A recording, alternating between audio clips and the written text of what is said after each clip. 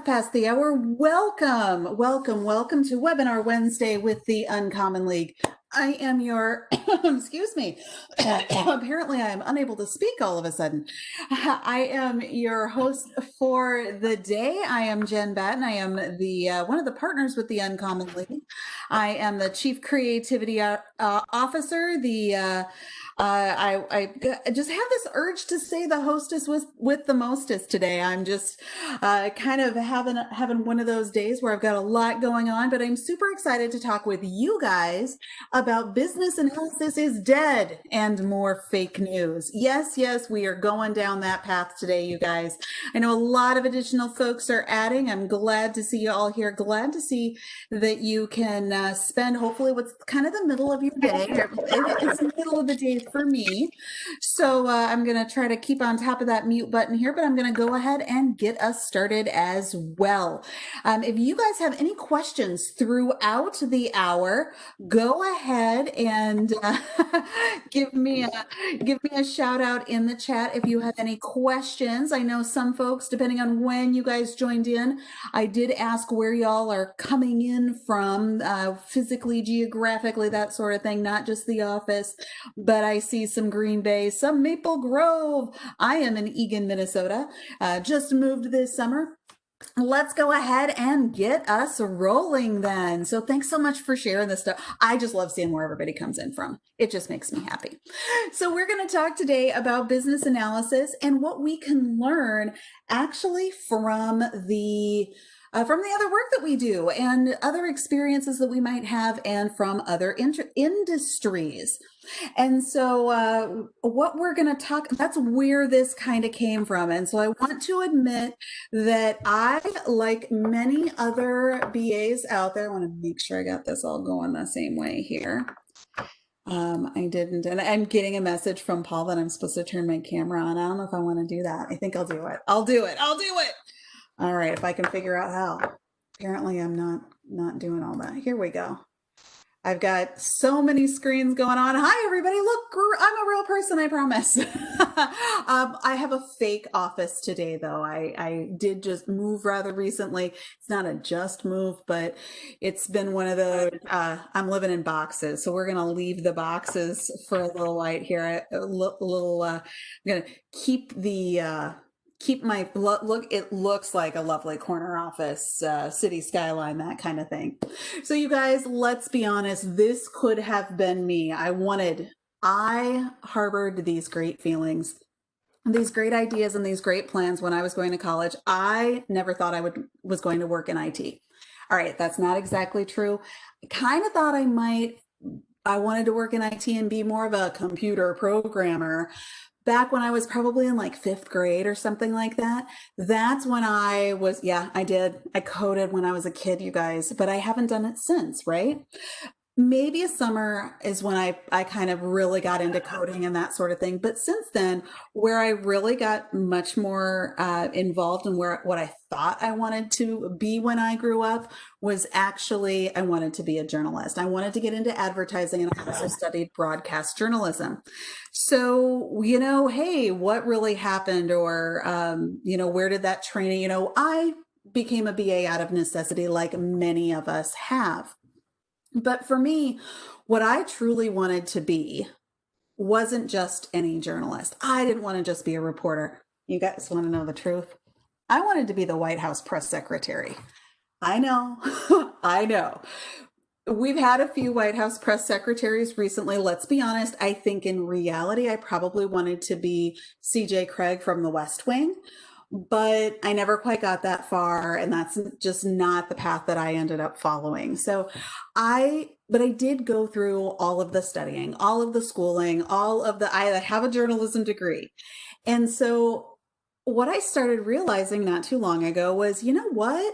We as BAs have this affinity, or we have this, we're kind of it's almost a sister profession. I know, in a super weird, okay, maybe a cousin, distant cousin, twice removed, something like that, where we work with stakeholders to tell their stories.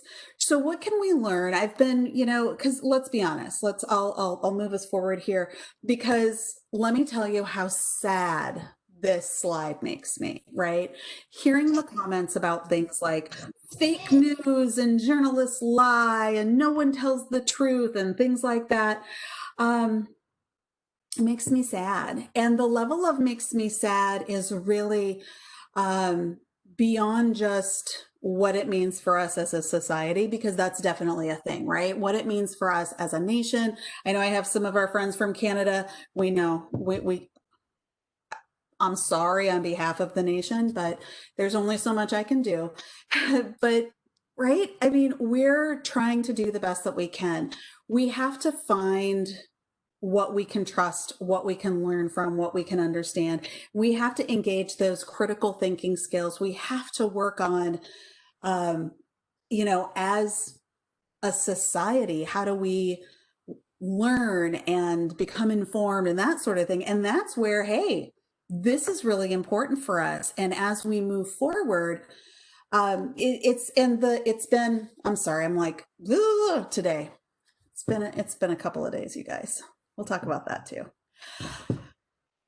So when all of this talk of fake news came out, the president started talking about fake news and that journalists lie and things like that, I thought, hang on.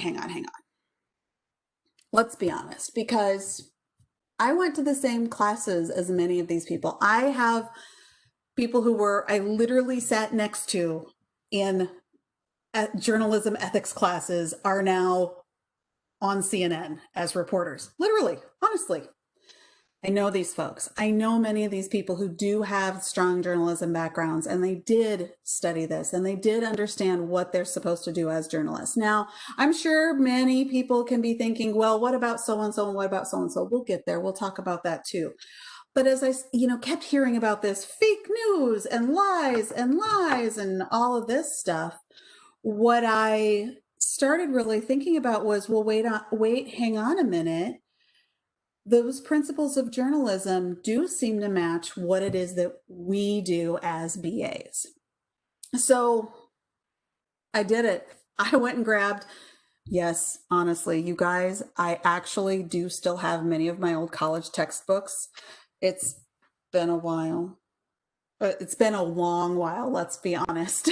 So I did go and grab my textbooks and I started to dig into what are these principles of journalism and tried to kind of remind myself what it is that journalists are supposed to be doing. And that's when these parallels started kind of falling into place.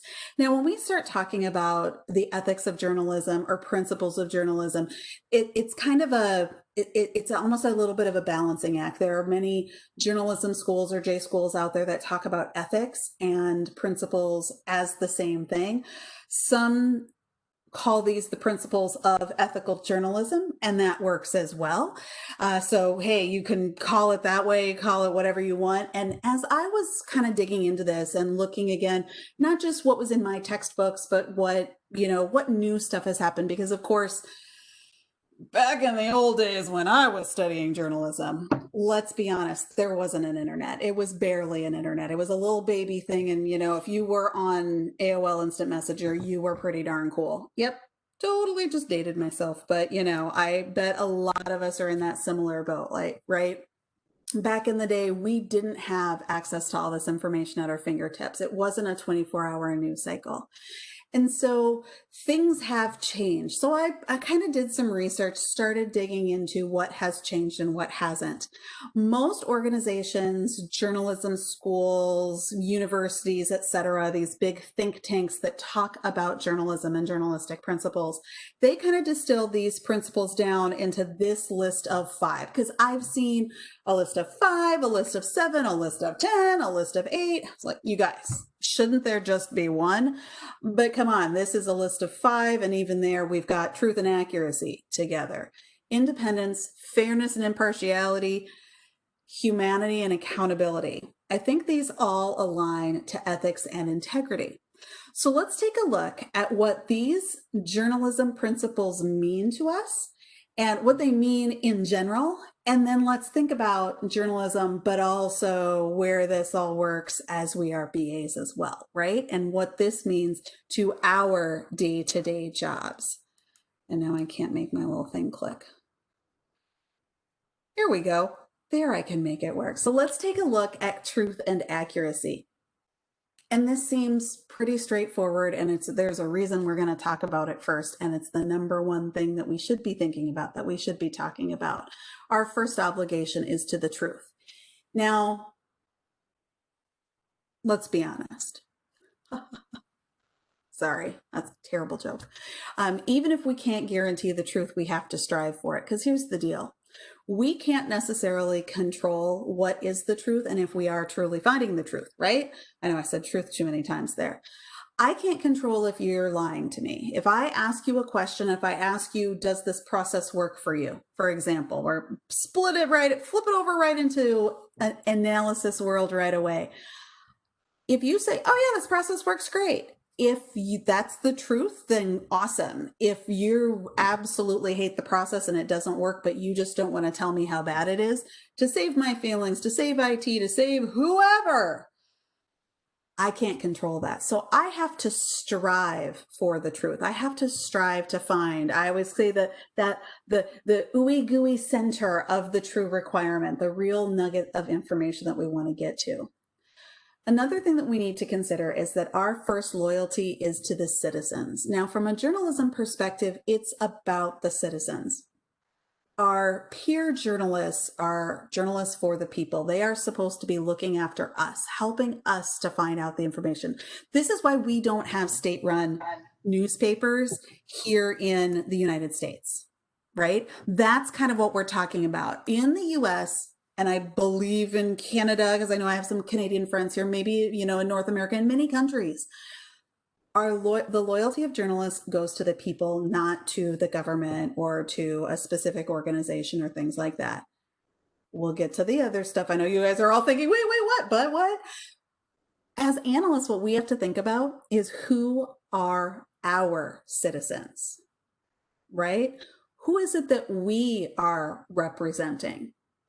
If we are peer journalists, when we are talking about being business analysts, the citizens that we're representing and the citizens that we're talking about are going to be those stakeholders. It's not just about what IT wants, what the business wants, what this one leader who says this is the thing that we're going to do.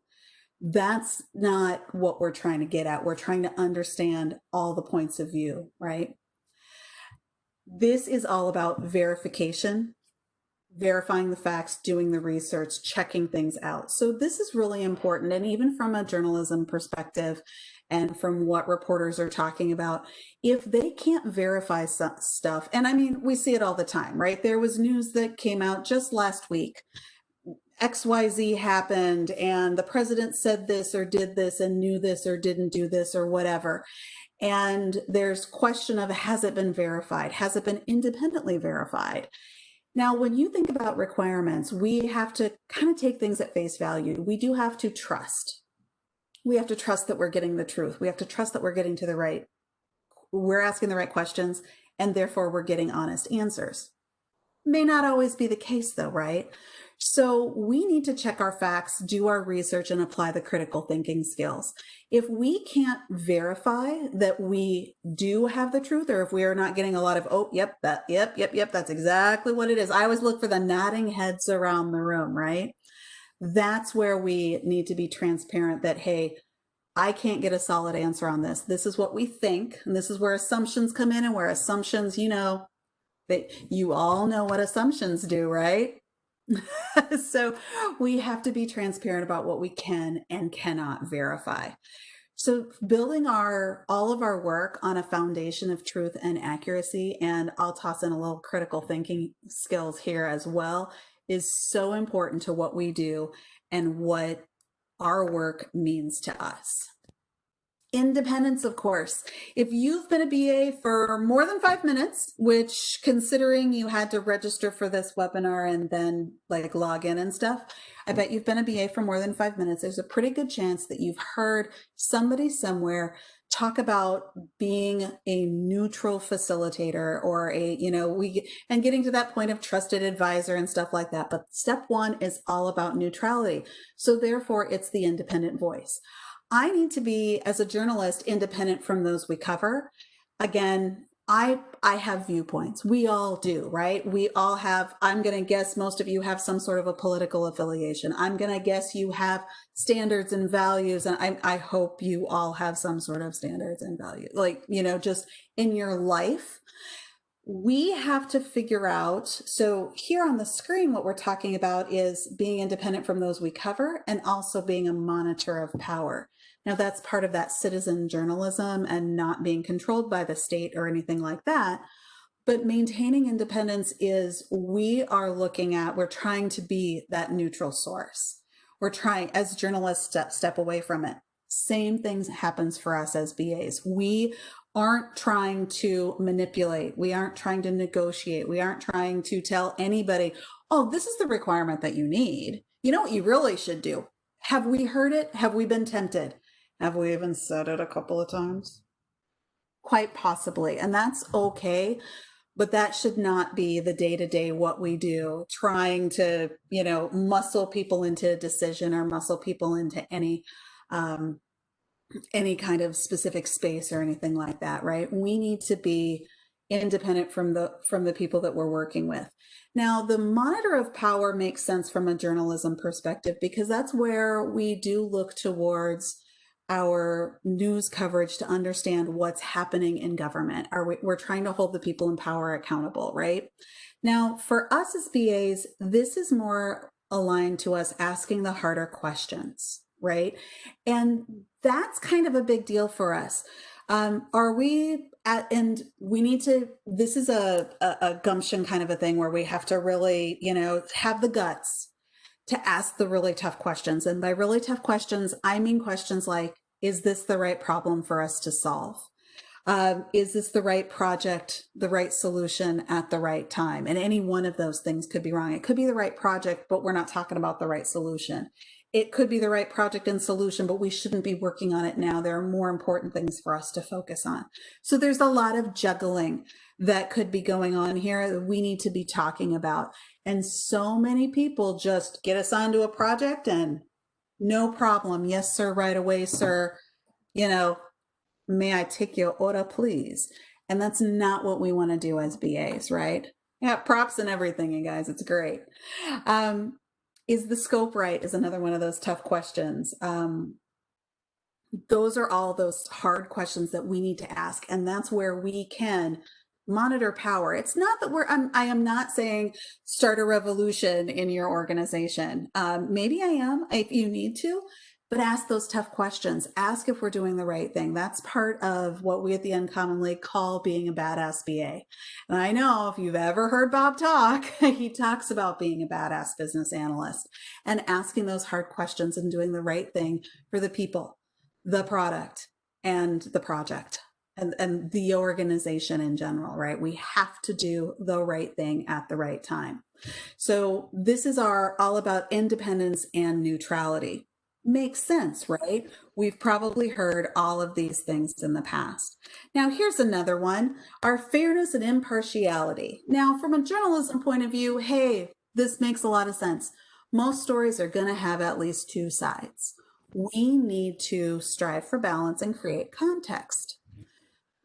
Okay, now as a business analyst, as someone who is working to understand requirements, guess what?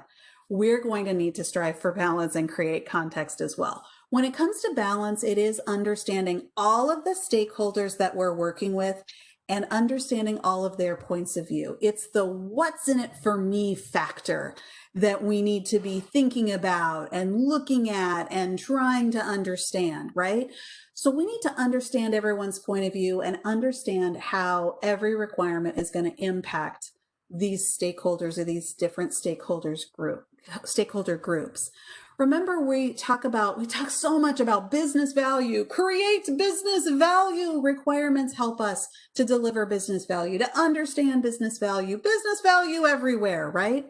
Important stuff, very big deal. I'm not making it light of it by any means, but we have to remember that what's positive value to one group might be negative value to another. And so we need to understand those points of view to realize where that balance needs to come into play.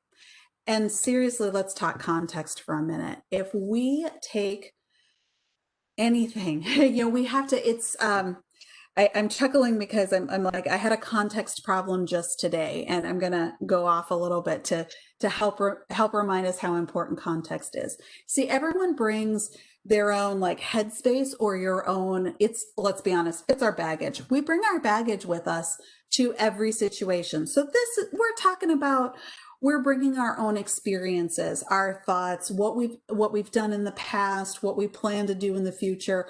Just where we've been comes with us wherever we go. So we might read a requirement or talk about a certain process in a certain way, and we're applying our own experience, and that may not be the experience of everyone else. And my little chuckle, I don't know about you guys, but my kids started distance learning this week. And so we're on day 3. There have not been any tears, I don't think. We were close once, and it wasn't me.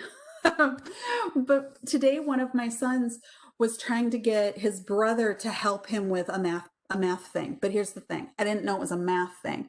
He's like, Dan, help me. And I said, well, can I help you, buddy?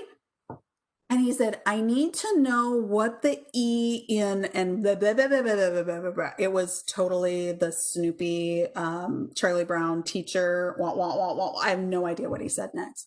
I said, what? He's like, I need to know what the E, and he just kept wah, wah, wah, wah, wah. Like, what? And he's like, Mom, just let Dan help me. And I'm like, okay. And then Dan came over and he said, oh, yeah, it's exponents. Oh, are you talking about math? All of a sudden it made sense to me. See, I had no context because the kid's sitting on the couch with his work iPad doing his homework, but I had no idea what subject he was working on. I had no idea what the question is. And he needed the E. How do you need an E? I don't understand, right? This happens to us at work, right? Many of you guys are all in different organizations. You're all in different industries. My favorite example is the phrase member, right? That term member. Who's a member? Are you a member? Are you a member of the Uncommon League, or are you just a fan? Well, I consider myself a member. I consider y'all fans. Yeah, you can come be members too. Right? Or, when it comes to something like public radio, are you a member of public radio? I mean, do you have to, and as public radio always says, don't worry, you don't have to go to meetings or anything, right? What are these definitions? Where's the context? So we have to build that context for everyone. And so fairness and impartiality means that we help to generate that. We help to create it and help everyone to understand where we are. Now, let's talk impartiality for a minute. The second bullet here, objectivity is not always possible, but through impartiality is where we build trust and confidence. So let's think about this for a minute. And once upon a time, I had a stakeholder turn to me in a meeting and say, you just manipulated us into making that decision, didn't you? And I said, yes, I did. She said, you're a manipulator, absolutely pointing right at me, giving me such a hard time, the whole 9 yards. And I had to own up to it. And I said, here's the deal. And I knew I was doing it, and I did it very purposefully. Now, I would not recommend that you manipulate on a regular basis, because you will lose trust and confidence if you are. I knew this person pretty well. And we had been working really hard on this specific functionality for a really long time. And we got to a point where we had some design options and we had to determine which one would work better. I knew what IT wanted to do, and I knew what most of the business people were going to, they had been pretty clear as to what their priorities or what their desires truly were. So I kind of knew what the answer was, but I had to get everybody to see it together at the same time.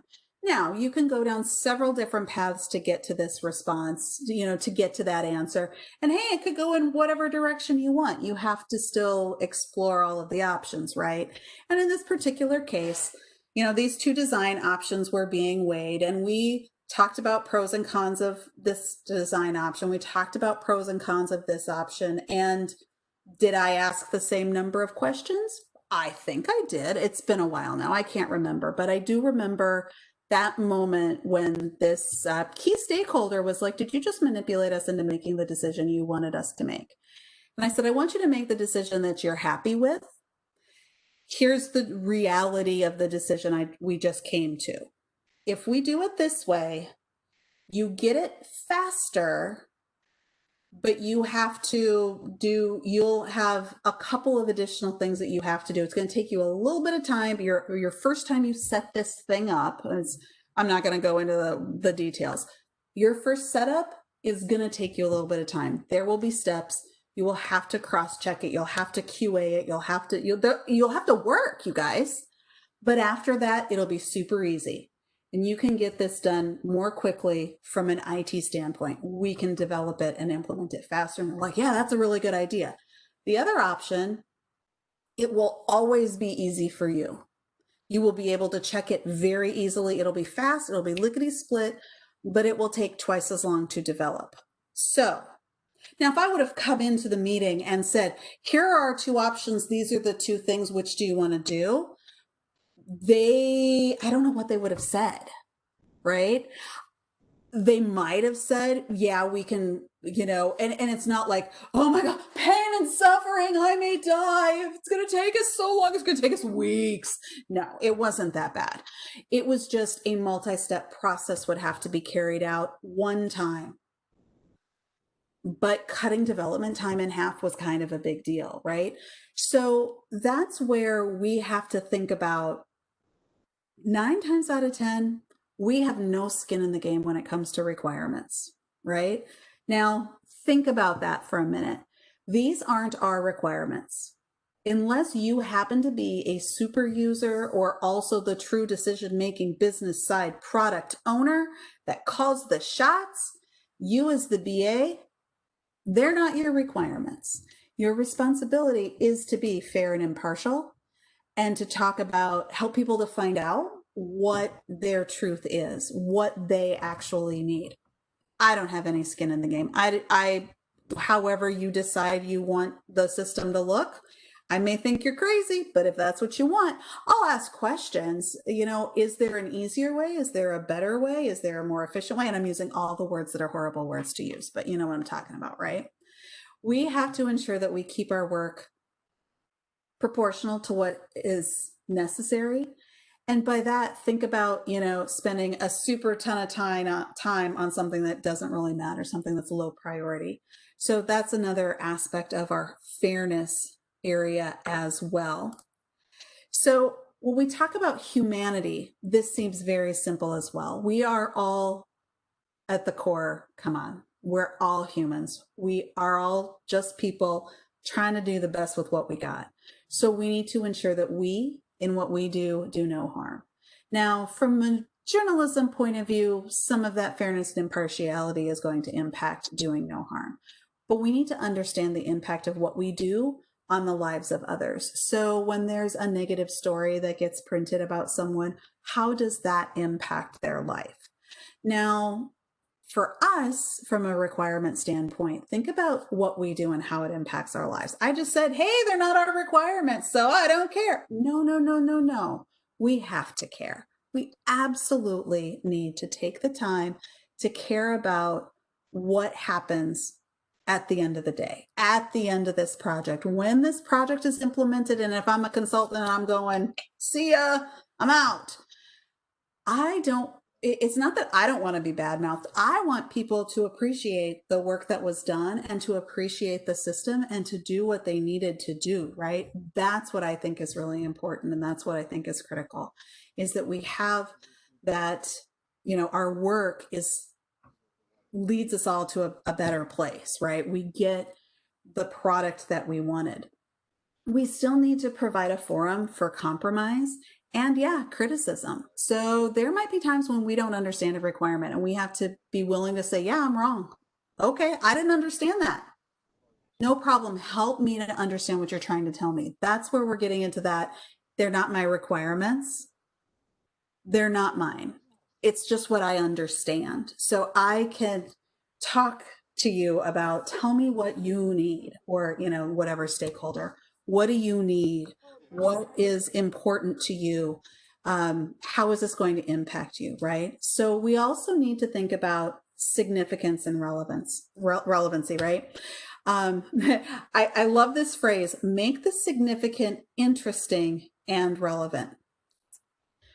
Sometimes we spend a lot of time on stuff that's cool, or stuff that we perceive as interesting or we perceive as difficult, but maybe it's not as significant.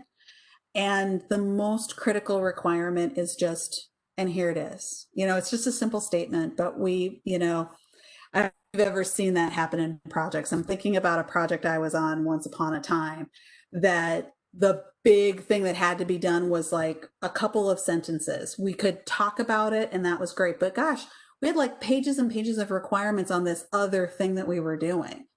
And it's like, but this is our focus. Why are we spending all of this time over here doing this other thing, right? And it was all in scope, so it's not even that kind of a problem. So we need to also ensure that people understand what we're trying to do. And that part of that humanity stuff is reaching people where they are, bringing them along for the ride when change is going to have to happen, and help them see themselves within it. So that's another critical aspect. Accountability is one of our last items here. It's the last one on our list of 5. We need to hold ourselves accountable to what we write. Errors are going to happen, and that's okay. And I'm talking for both journalists and for BAs. We're going to make mistakes. We need to correct those mistakes, be willing to make those changes, and it's okay. Understand it's not this horrible, horrible thing on our part. We just need to own it and move on. We need to listen to the concerns from every aspect and every angle, and follow your own personal conscience. If you feel like something is wrong, something should not be done, if this project is a waste of money, that goes back to asking those tough questions, right? Same thing should be happening in the journalism world as well. So this comparison and this back and forth here makes sense, I think, at least on the surface, I'm going to guess. It all sounds great. Here's our little interview setup here, but what does it really mean for all of the rest of us, right? All of these other pieces and parts and things that are going on and stuff like that, right? What does it mean for BAs? Because when it comes into the reality here, we've been talking about these soft skills as BAs for years and years and years. For as long as I've been doing training, as long as I've been speaking at conferences, and as long as I've been even just doing BA work and attending conferences to learn how to do my job better, we were talking about soft skills, right? That's what all of this boils down to. So we need to figure out how we can balance all of this and figure out where we need to be. So I'm going to show you, you guys have probably seen this diagram, and I got this one. It was the 2018 version, so I think they might have updated it, and I did not check before today if this one has been updated at all. But if you haven't seen this, I kind of love this a little bit, especially because I'm the journalism nerd. So I'm going to go ahead and say I'm a little journalism nerd.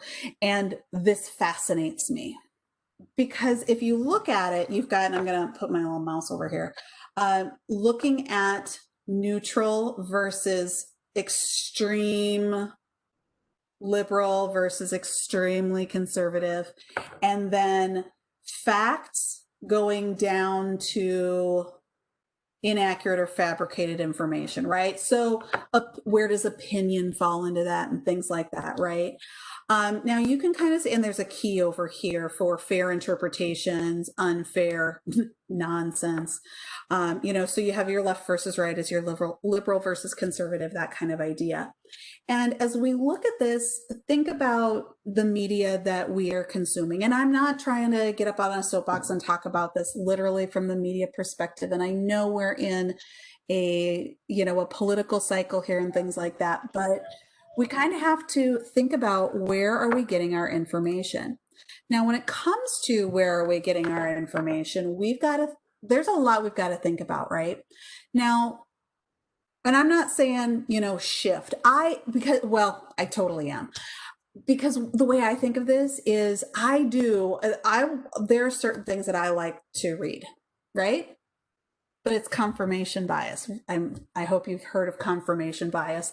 I will find articles and read the articles that confirm or agree with whatever decision I've already made or whatever opinion I've already performed or I've already come to, the conclusion I've already made. We have to go to the other side sometimes to see that flip side, to see is there something else I hadn't considered and I understand that. Now, when you're looking at facts through to opinions, that's where, to me, I look for the facts. Now, as BAs, I haven't attempted I guess the way to think of this, it's not like I'm trying to say we need to put ourselves like, are you the Fox News of business analysis or are you the Daily Beast of business analysis? I'm not going in that direction at all. But I want you to think about the fact reporting versus opinion reporting. Let's just think of those two. If we were to make a little 2x2 grid, fact versus opinion. And let's say IT versus business. Do your requirements skew into one of those directions? Where would you be on that 2x2 plot if we created that, right? Where would you end up? For me personally, I always think we should be at more fact than opinion. It will be someone's opinion, but opinions that everyone agrees with can turn into facts, right? When we are talking, especially for those of us who are IT people, and we start thinking about stuff like data, process steps, processing, and rules, all of that could be fact-based, but at the same time, it comes from somewhere. So we could say things like, this data is critical in making this decision. Well, we can tell either it is or it isn't. That becomes a fact. So there's a lot of different ways for us to kind of dig into this, look at this information, right? So I always remind folks, look for the facts. And for us, we do need to balance that with who are the peers that we serve, who are our citizens. And many of us, if you're a BSA, if you're a systems analyst, business systems analyst, BA who reports into IT, you're in, let's be honest, you're in no man's land. You're smack in the middle. You are in the war zone between the two groups. And now I'm being sassy, right? It's that, do I side with the business when IT's like, this is really hard, we can't do that? Well, it's what we need, it's what they need, and they're the ones paying the bills. Or are we going to do what IT needs, even though it's not what the business wants? Again, it's negotiation. It's back to that balancing act that we have to deal with. So look for the facts, look for that neutrality between the business and IT or whoever else might be creating the solution, right? Critical stuff for us to think about. So this got me to thinking. I'm looking at this, I'm thinking about, I'm sure there's sometimes, and I'm like, oh, MSNBC's down here, the Guardian's over here. I kind of like that some of these are going into like the complex analysis. I like that. I like digging into some of those articles, right? I like digging in and learning about these different viewpoints, etc. What does this mean for us, right? So I gave you our little 2x2 idea here, but journalists don't they don't truly take an oath before they start their jobs. It's not like the Hippocratic Oath for doctors or anything like that. But I was thinking that maybe we need our own kind of a code of conduct. Maybe we need our own ethical standards that we need to talk about and think about as analysts, as PAs. I don't know what happened there. I'm clicking the mute button and it's not doing anything. There we go. Sorry about that, folks. So So I think we need a manifesto. Okay, it's not quite a manifesto. Let's, because I don't want to go down the path of a manifesto. It sounds a little too Unabomber for me. So instead, I created my very own version of the business analysis oath. So you don't I'm not going to make anybody swear to it, but I want you to think about these ideas here. I swear to fulfill to the best of my ability and judgment this covenant. Ooh, sounds fancy already, right? I will respect the point of view of all stakeholders and the practices of the analysts who walked before me. I will remain objective because these requirements are entrusted to my care. I will communicate with transparency, integrity, and accuracy. I will gladly share knowledge with my team in order to identify value for the organization and the growth of analysts that follow in my footsteps. Now, where'd this come from? And to me, some of these are really powerful concepts because respecting the point of view of all stakeholders. I mean, we've all been in a meeting where we're like, that's the craziest thing I've ever heard, or, oh, that's dumb, that's wrong, whatever. Please don't say that out loud. That's like a career limiting thing. Don't do that. Keep that inside, but the inside voice is sometimes going, really? Is that really? But we still have to respect that point of view because we may not be understanding where that point of view is coming from, what impacts or what else is going on in that particular stakeholder's world that we need to talk about. We also need to think about the analysts that came before us.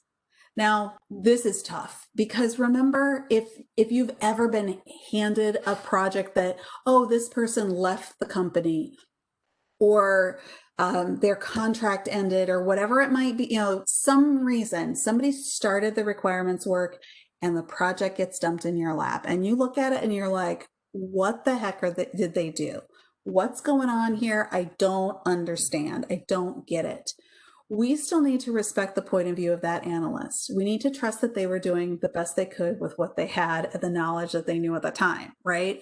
We need to trust their process and not downgrade them or, badmouth them throughout that process, and respect that they did the best that they could, right?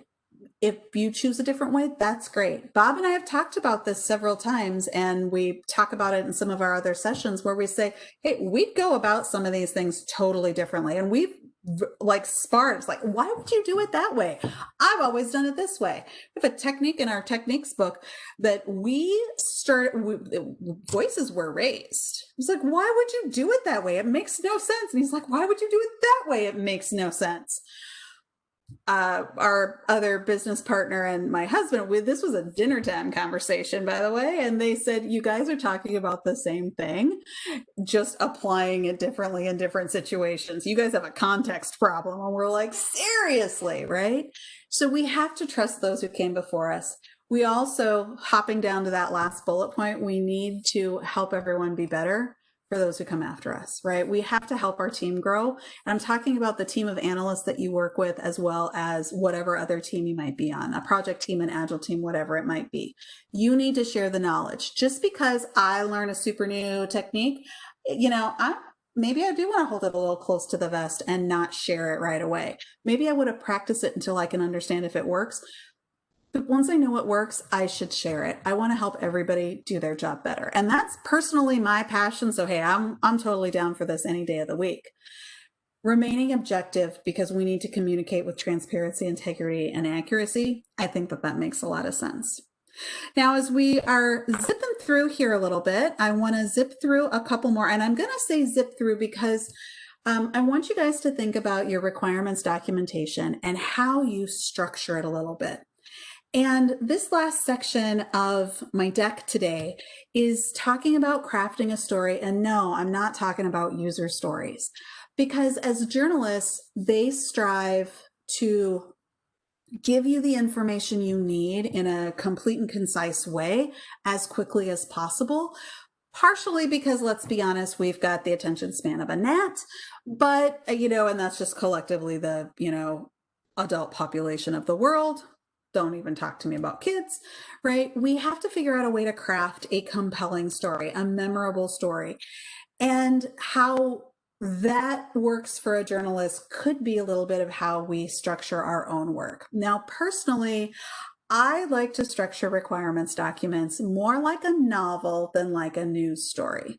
And I know it's a little bit silly, but I always think of, and here's again, another glimpse into Jen's brain. I love reading kind of like the sci-fi, fantasy-ish kind of genre stuff.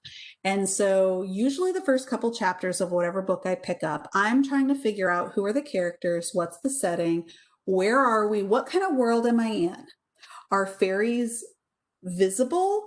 Are they good? Do vampires sparkle? Are witches and wizards out in the normal world? Are they hidden? This is the kind of stuff I'm dealing with, right?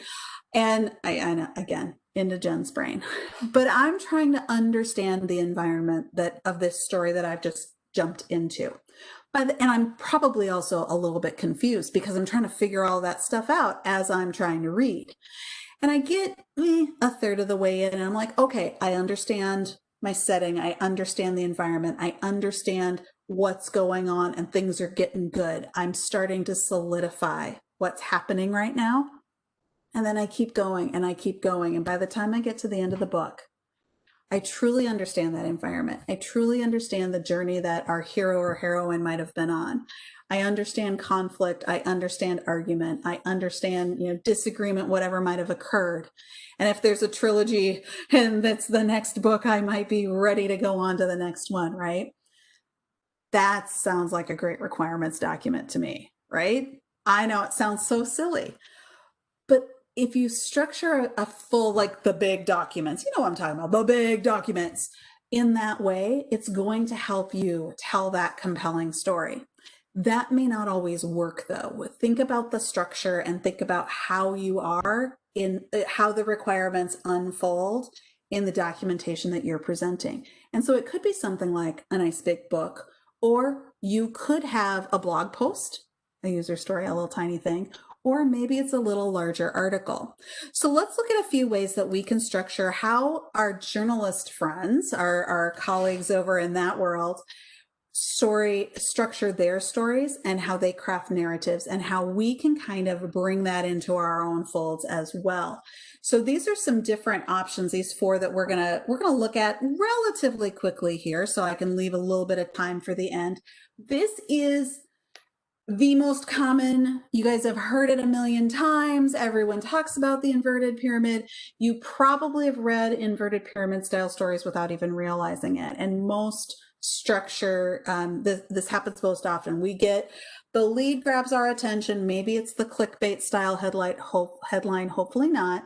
But this first bit gives you the big important stuff, right? The most important who, what, when, where, why, how, from a journalism perspective, right? So for us, it's the most important stuff needs to go first. The big stuff, the highest priority work, that's what we work on first. The body gives us more critical information and expands on what we know. And then anything extra and interesting, related but not critical, that's what we're dealing with lastly, right? So that's the inverted pyramid style. Now it's a descending order kind of an idea, and this has been the most popular in the journalism circles for the longest time. It's starting to change a little bit, especially because of how we need to grab attention in the electronic media age and things like that as well. But it still totally happens, right? So you can also see a little more information where here, oh, look, this is a bit of how a business case might be creative, right? We have that summary that gives us the most important stuff, our challenge, our solution, the cost, the benefits, and timeline. I mean, what's the most important stuff? Now, some people might think it is the cost, but we don't have to go in this direction right away, right? Next, let's look at a narrative. Now, this narrative is really how it's the old-timey way of telling stories, right? I feel like I'm being old-fashioned here, but it's that beginning, middle, and end, usually chronological. This style of storytelling, and again, from a journalism perspective, is supposed to influence readers. it allows us to share an experience. This is where we are not quite getting into the opinion kind of thing, but it's, I experienced this and this is what happened. First it was this, then it was this, then it was that. We have a little bit more leeway here. Now for us, what might happen is we might use certain techniques that help us to create this narrative or to weave this story in a certain way. We might use techniques such as journey maps or empathy maps, or maybe even process models that are going to truly tell a detailed story. Again, it's not just about a user story, but it's about saying, hey, here's what happens, right? You can see this little scenario, this little idea, this thing that happened. So this is Sarah, and Sarah decided she's going to go to the movies. How is this going to go for her, right?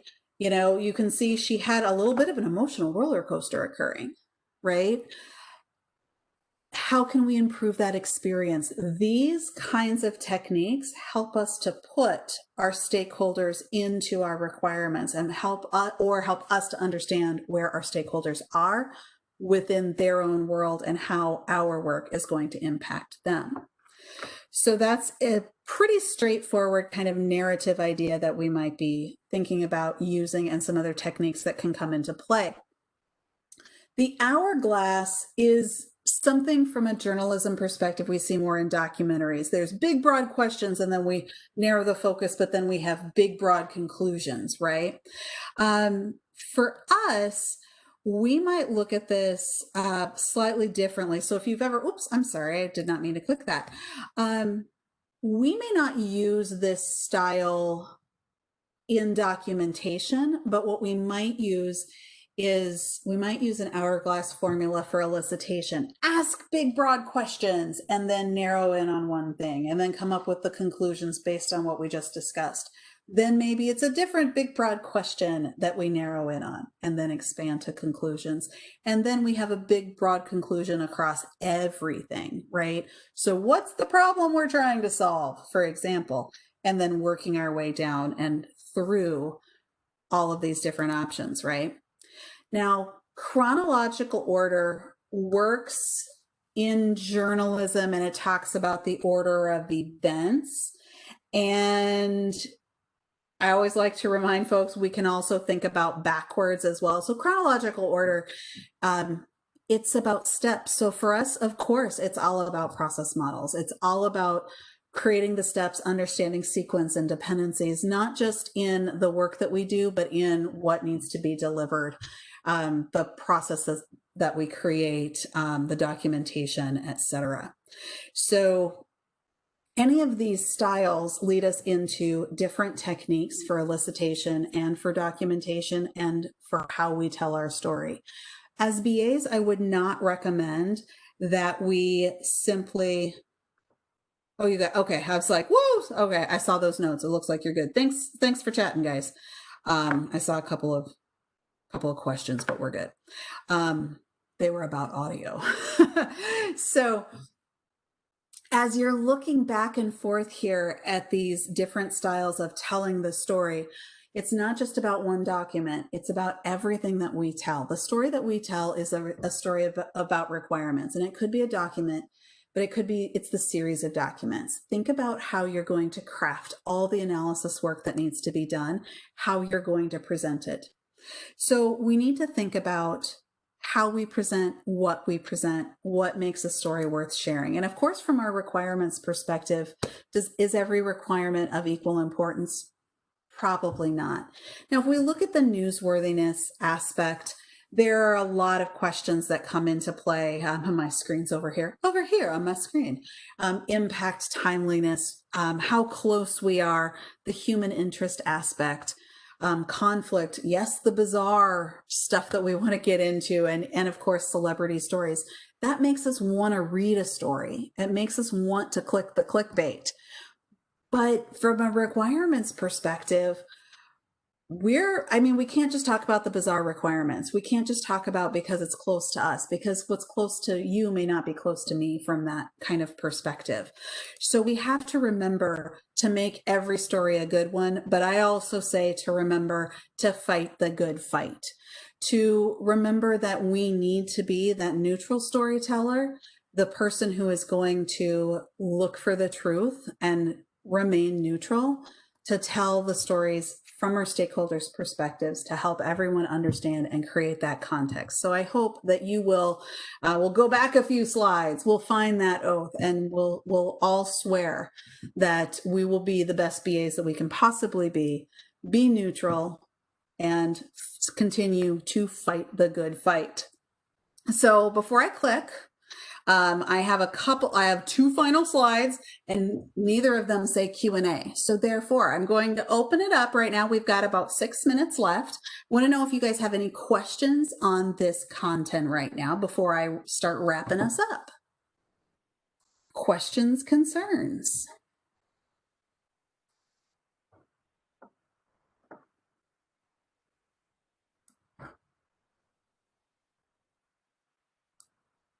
I want to pause to allow you guys a little moment to type.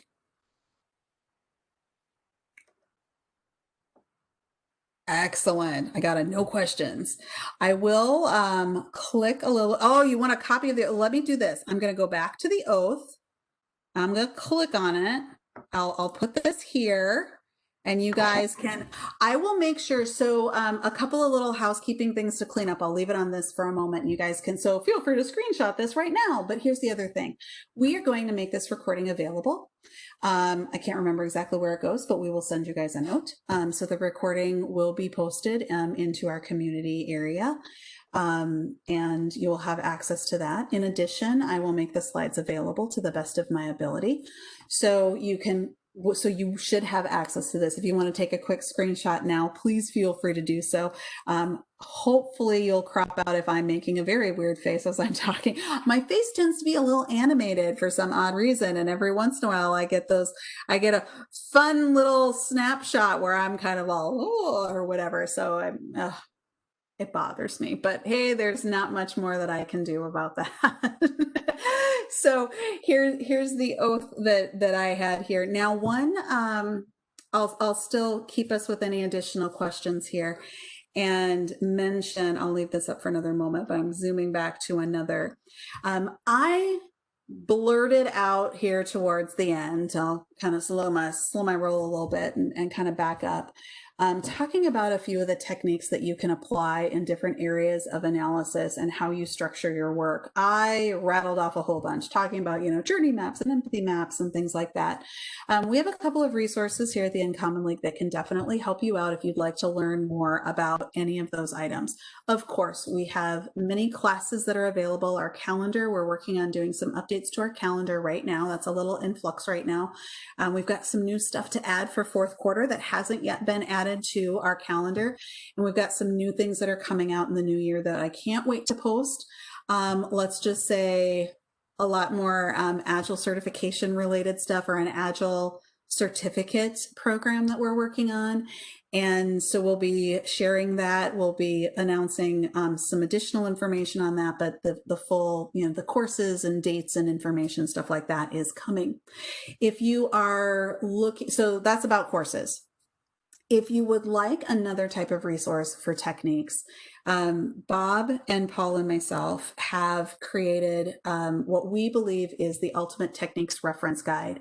And it is, I always like to say that it can really help you launch your career or keep it going in a really great direction and add a little bit of fuel to your fire, the Uncommon Book of Analysis Techniques. We currently have version 3 out and available. And you guys, it's a PDF only book, because the plan is that it will be probably as big as the Unabridged Oxford English Dictionary when we don't know if it'll ever truly be done.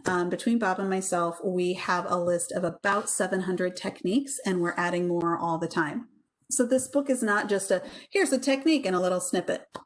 It's a full, what is it? How do you do it? Here are some templates, and here's some additional information. So we are currently, I can't remember, I know the current version is well over 500 pages. I don't remember the technique count that's in there. It's well over 100 techniques at this point. I can't remember the exact number because I'm in the middle of doing our version 4 update. So we're working on our next update, and we are constantly adding to this. So I'm doing some edits, and we've got a few other things that we're going to be releasing with this. So just a heads up that this is available. It's a PDF, and you can purchase it with lifetime upgrades. So all of those additional versions are just a download away. You can purchase this, check out our classes at theuncommonleague.com. So I wanted to be sure that you guys, and thank you, Erin. Erin says, if you haven't taken a look, it's awesome. Thank you so much. We worked really hard on it to try to figure out how we can truly help you to understand when to use this technique, how to use the technique, and then there's some goofy stuff in there because, you know, that's what Bob and Jen do. We do the goofy stuff as well. If you guys have any questions for me regarding any of these techniques that we've talked about today, would like to chit chat about anything else, I have a couple of additional things that I can share with you. You guys actually get to see me in person, but sometimes you don't. So I usually throw a photo in here as well. Yes, that is my idea hat. You can always email me, Jen at the Uncommon League. I'm on Twitter at Out of the Box BA. You can also, we have our global coaching. Some of you may be involved with that. The global coaching is 4 hours of live question and answer. We've got topics, but hey, anything goes. We have a little bit of fun. Okay, a lot of fun. Mondays and Tuesdays for about 2 hours a day. So you can check that out online as well. So with that, you guys, thanks so much for a very wonderful webinar. And I'm very glad that you were able to join us today. And if you have any questions, please feel free to reach out. And we hope to see you at another Webinar Wednesday next month. I believe Paul will be talking about working agreements, if I remember correctly. Don't quote me on that because I might be wrong. Thanks so much, you guys. Feel free to reach out if you have any questions.